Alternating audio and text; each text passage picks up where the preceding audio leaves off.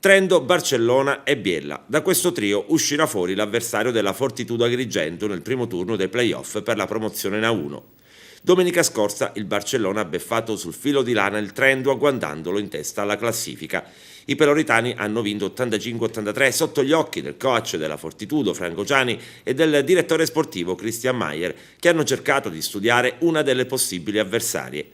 In Gold mancano alla fine della stagione regolare ormai 3 turni, ma i giochi sono tutti ancora da fare.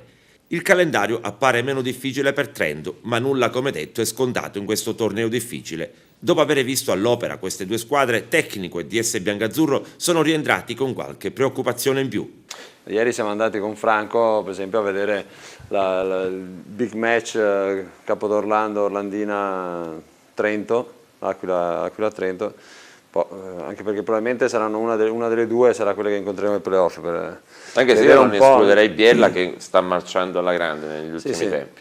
Molto bene, infatti penso che sia una lotta a 3 poi, anche perché Biella sembra abbia un calendario più agevole, dicono. Biella ha distrutto Trapani. Gli addetti ai lavori, anche se l'ultima va a giocare a Trento, quindi penso probabilmente quella sarà la partita decisiva. Fisicamente insomma, si nota di più a livello fisico probabilmente la differenza.